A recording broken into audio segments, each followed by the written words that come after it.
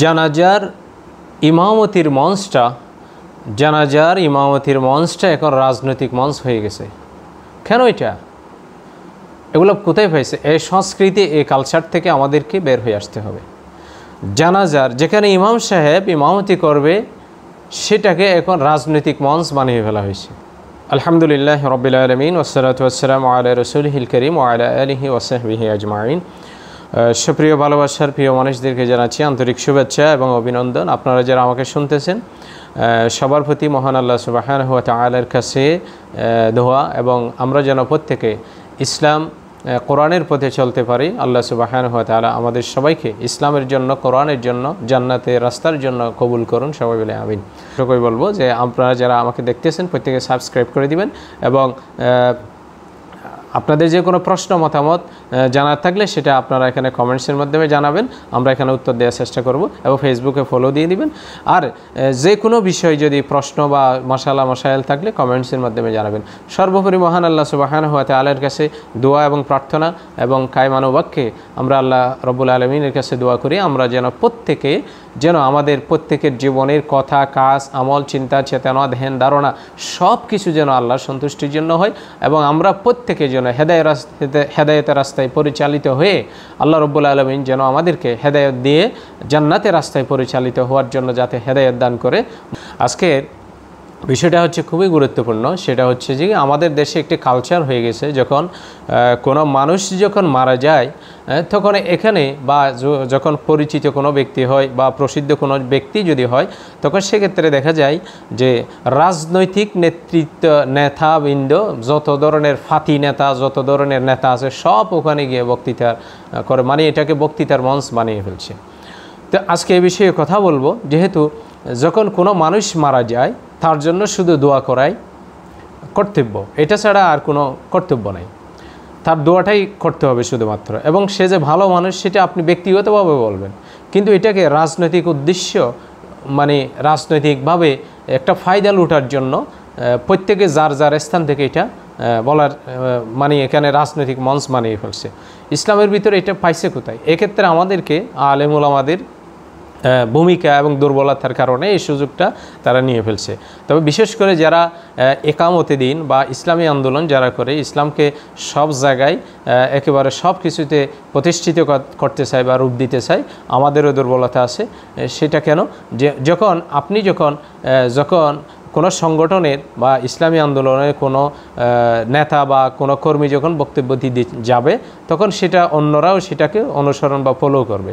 কিন্তু আমার কথা হচ্ছে এটাকে তারা সুযোগ হিসাবে নিয়ে এটাকে এখন রাজনৈতিকভাবে ডাইভার্ট হয়ে যাচ্ছে। এই জন্য আমি অনুরোধ করব, আমি প্রথমে বলবো যে যারা ইকামতে দিন বা ইসলামী আন্দোলন যারা আমরা করি, এবং ইসলামী আন্দোলনের ভিতরে যারা নেতাকর্মী আছে, আমরা প্রত্যেকে সজাগ থাকব যে কোনো জানাজার মঞ্চে দাঁড়িয়ে আমরা কোনো কথা বলবো না।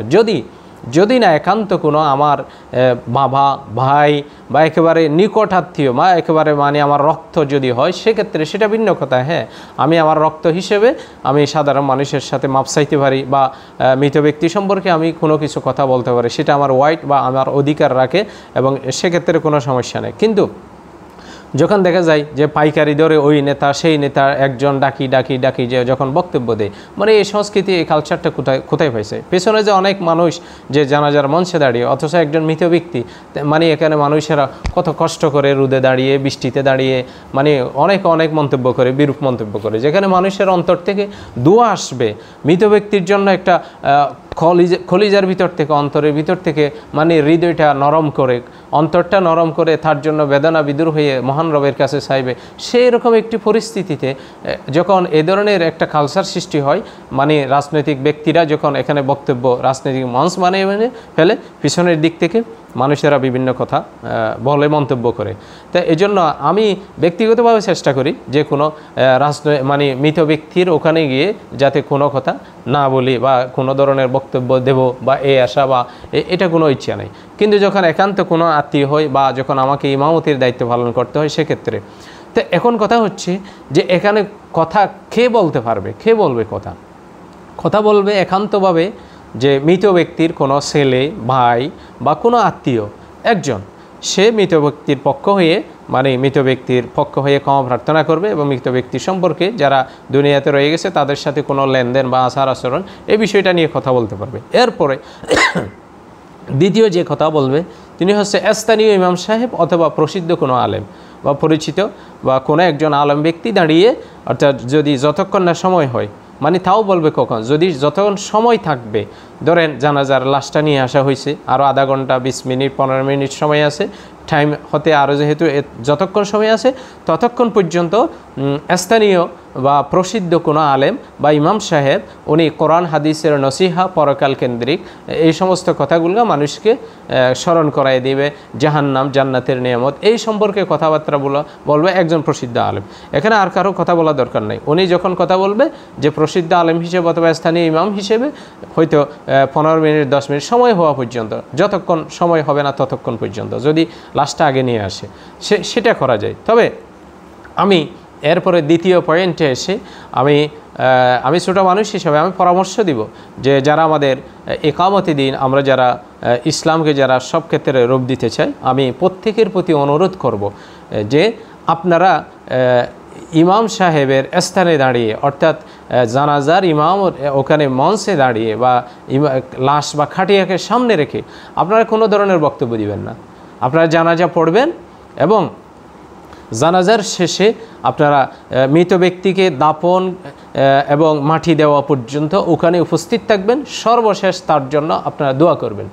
কারণ এখানে আপনারও লাভ এবং আপনি যদি এই কাজটা যদি আমরা যদি করতে পারি, কারণ আপনার তো ইলম আছে, আপনি যে ইকামতে দিন যে কর্মী, ইকামতে দিনের নেতা, আপনি যে ইকামতে দিন প্রতিষ্ঠিত করতে চান, কারণ আপনার কলিজার ভিতরে আপনার অন্তরে ইলম তো আছে যে আপনি যারা ইকামতে দিনের কর্মী আছে আমি তাদেরকে বলতেছি যে আপনার অন্তরের ভিতরে যে ইলম তো আছে, আপনার তো কলিজা আছে বলার মতো সাহস আছে, আপনি পড়তে পারবেন। হ্যাঁ, আপনি যখন নেতা হন বা কর্মী হন, যে কেউ হন না কেন, মৃত ব্যক্তির জানাজা শেষ, এরপর আপনি খবরস্থ মাটি দেওয়া থেকে শুরু করে ওখানে অবস্থান করবেন। এরপরে আপনি নিজে দাঁড়িয়ে কবর দেওয়ার শেষে যে আপনি মুনাজাত ধরেন, আপনি ইকামতে দিনের কর্মী, আপনি মুনাজাত ধরেন, স্থানীয় ইমাম সাহেব হ্যাঁ বলুক, হ্যাঁ আপনিও ধরেন, সমস্যা কি? কারণ আপনি যদি ধরেন বলেন যে হ্যাঁ ঠিক আছে, আমি যেমন মনে করেন আমি এভাবে বলতে চাই, আমাদের ইসলামপুর ইউনিয়নের চেয়ারম্যান দেলোয়ার ভাই উনি একজন মৌলানা, একামতে দিন সংগঠন করে, বা আমরা যারা কর্মী আছে বা যে কেউ সেখানে স্থানীয় ইমাম সাহেব আছে অথবা অন্য কেউ আছে, হ্যাঁ আপনি করেন, আপনি একটা লম্বা মুনাজাত ধরেন, দোয়া করেন। এই কাজটা যদি করি আল্লাহ সুবহানাহু ওয়া তাআলার কাছে খুশিও হবে এবং মৃত ব্যক্তির জন্য উপকার হবে। আর আমরা যদি এই কাজটা যদি করতে পারি তাহলে যিনি মৃত ব্যক্তি এবং উনার পরিবার পরিজন আত্মীয় স্বজন সবার ভেতর থেকে আপনার আমার জন্য কলিজার একটা ভালোবাসা সৃষ্টি হবে।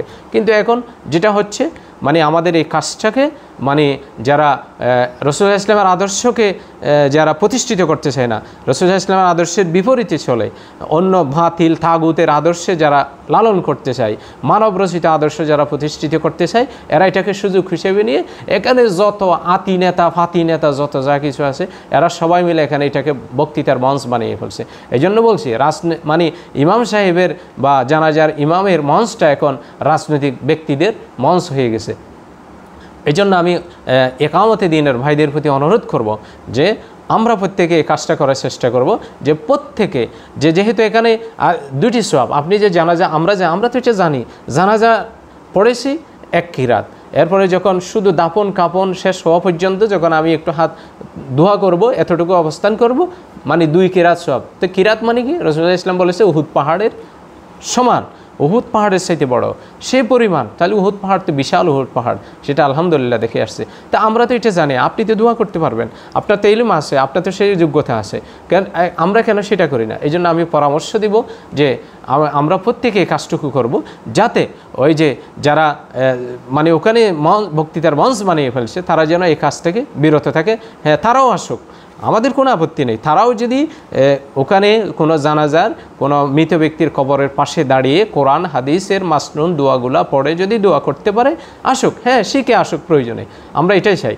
আমরা তাদের বিরুদ্ধে যাওয়া বা তাদের বিরুদ্ধে বলা এটা না, তারাও এই কাজটা করুক, কিন্তু এখানে এটা রাজনৈতিক ফায়দার লুটার জন্য এখানে একটা এই ধরনের পরিবেশ সৃষ্টি করে ফেলেছে। তো যাই হোক, আমরা এখানে কোনো দল বা কোনো ব্যক্তি বিরুদ্ধে না, আমরা এখানে চাই ইসলামের বিষয়টাকে যেভাবে আমরা যে ভিন্নভাবে ডাইভার্ট করতেছি, আমরা এখান থেকে ফিরে এসে আমরা যেন দুনিয়া আখিরাত এবং মৃত ব্যক্তি সবার জন্য কল্যাণকর হয়, আমরা সেদিকে খেয়াল রাখব। কারণ বাংলাদেশে যে প্রায় জায়গায় দেখা যায়, আমাদের যে স্থানীয়ভাবে প্রায় জায়গায় দেখা যায় অমুক নেতা, এই নেতা, সেই নেতা, আতি নেতা, ফাতি নেতা, যত ধরনের নেতা আছে সব এখানে আসি বিভিন্ন ধরনের কথাবার্তা বলতে থাকে যে অমুক এরকম ছিল, ভালা ছিল, এটা ছিল, সেটা ছিল। আর মেয়ে ভালা ছিল যে সেটা তো সবাই জানে, যে একজন মানুষ মারা গেছে সেটা কি জানে না? সব মানুষই জানে না তার আমল কেমন ছিল, ভালো ছিল না খারাপ ছিল, সেটা আপনার মুখ থেকে, তোমার মুখ থেকে শুনতে হবে কেন? যে তুমি সার্টিফিকেট করার কে? তুমি ভালো ছিল এটা সার্টিফিকেট করার দরকার নাই, এখানে কেন সার্টিফিকেট করবা? সেটা জানাজার মঞ্চ ছাড়া অন্য জায়গায় সার্টিফাই করো, সমস্যা নাই, এখানে আমাদের কোনো আপত্তি নেই, কিন্তু জানাজার মঞ্চে গিয়ে কেন সার্টিফাই করতে হবে? আর তোমার সার্টিফাই দিয়ে কী হবে? এই জন্য বলছি যে কি, আমি আবার অনুরোধ করতেছি, যারা ইকামতে দ্বীনের পক্ষে যারা আছি, আমাদের কোনো আলেম, কোনো কর্মী যাতে ওখানে বক্তব্য দেওয়ার জন্য আমরা যাব না এবং ওখান থেকে বিরত থাকব। এবং যারা এটা করে তাদেরকে যেহেতু আমরা সরাসরি বা বিরত রাখতে পারবো না, কারণ এটা তারা ভিন্নভাবে নিয়ে নেবে। এই জন্য আমি অনুরোধ করব যে আমরা এখান থেকে বিরত থাকব। এরপরে যারা এই কাজগুলো করতেছে তাদের প্রতি অনুরোধ যে আপনারা ওখানে রাজনৈতিক মঞ্চ বানায়েন না। আপনি সে যে ভালো ছিল, সে খারাপ ছিল, সে কীরকম ছিল সেটা প্রত্যেক জানে। যে এলাকার মানুষের সাথে যখন ছিল, সমাজে ছিল, দেশে ছিল, ওই এলাকার মানুষেরা জানে। সুতরাং আপনার মুখ থেকে সার্টিফাই নিতে হবে না মানুষের সামনে, এটা রাজনৈতিক ফায়দা লুটা। কিন্তু আপনি দোকানে বলেন, রাস্তাঘাট বলেন, কোনো একটা মিটিংয়ে বলেন, কোনো কথাবার্তা দুইজন পাশাপাশি বলতেছেন, সব জায়গায় বলেন, কিন্তু ওখানে কোনো কথা এগুলার কোনো ইয়া নাই। কিন্তু বলে যে ওই যে সব মানুষের পাইছে, আমি বিশাল একটা কাম করে ফেলছি, জানাজার মানুষে দাঁড়িয়ে বলে যে লোকটা খেয়ে না ছিল, ভালো আসিল। তো সবাই যদি ভালো আসিল বলে, তাহলে আল্লাহ বলে যে ভালো আসিল। কে বলছে? এই হাদিস কোথায় পেয়েছে? এটা একটু দুর্বল হাদিস। কোথায় পেয়েছে এটা? সবাই ভালো আসিল সবাই বললে কি হয়ে যাবে গা? যদি বলে যে মনে করেন পৃথিবীতে এরকম অমুসলিম আছে, অনেক মানবিক মানুষ আছে যে খ্রিস্টান, তো এর যদি আমরা বলি যে সব ভালো ছিল, নামাজ, রোজা, কালাম, ইমান কোনো কিছু নাই, ভালো ছিল বলে কি সব সালাই দিয়ে যাবে? তো আসলে এই সংস্কৃতি থেকে বের হইতে হবে। মুসলমানের ঘরে জন্ম নিছে, 14 গোষ্ঠী মুসলমান, কিন্তু সে নামাজে ছিল না, তারপরে মানুষের সাথে খারাপ আচরণ করতো, কথাবার্তা ঠিক ছিল না, এরপরে যে তার কালচার, চরিত্র ঠিক ছিল না। এখন যদি বলে যে ভালো ছিল, তো ভালো ছিল বললে কি সে ভালো হয়ে গেছে নাকি? তো আসলে এইসব কথাগুলা এগুলা আর যে হাদিস রেফারেন্স দেয়, যে হাদিসের কথা বলে, এ হাদিসের সনদ দুর্বল। এখন তো এরা তো আর দুর্বল আর সব এগুলা তো বুঝে না, সহি আর দুর্বল তো এরা বুঝবে না। তো কারণ এগুলাতে মুস্তালাহিল হাদিসের যে কতগুলো যে পরিভাষা আছে, হাদিস সনদ বা সহি হওয়ার জন্য, দুর্বল হওয়ার জন্য, দাইফ হওয়ার জন্য, মওদু হওয়ার জন্য, মারুফু, মাকতু এগুলো হওয়ার, মুনকার হাদিস হওয়ার জন্য, এরা কি এই সমস্ত কি বুঝে? খালি শুনছে একটা কথা বলে ফেলে। তো যাই হোক, তাদের প্রতি অনুরোধ, আমরা এই সমস্ত কালচার থেকে বের হয়ে আসব।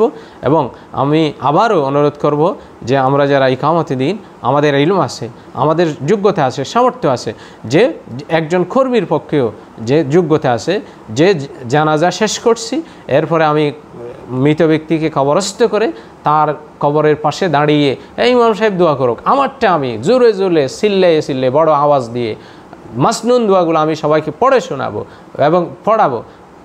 এই সংস্কৃতিতে আসেন। ইমাম সাহেব দোয়া করুন, আপনি তার সাথে বলেন, আমিনও বলেন, অথবা আপনিও মাসনুন দোয়াগুলো, এই সব তো ইমাম সাহেবের মুখ দিয়ে আসবে না। আমরা যে হাত তুলি যে ইমাম সাহেব শুধু দোয়া পড়বে, আমরা আমিন বলবো, থাকাই থাকবো আকাশের দিকে, যে এটা নাকি দোয়া? এরকম কি সিস্টেম না?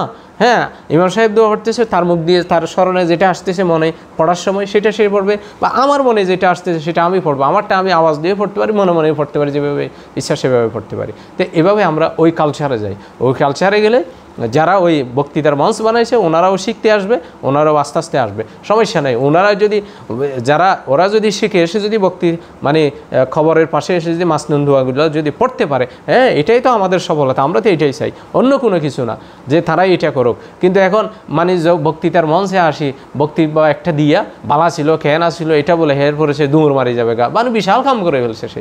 তো যাই হোক, এই ধরনের পরিশেষে আবারও বলবো, এই সংস্কৃতি থেকে আমরা বের হয়ে আসবো।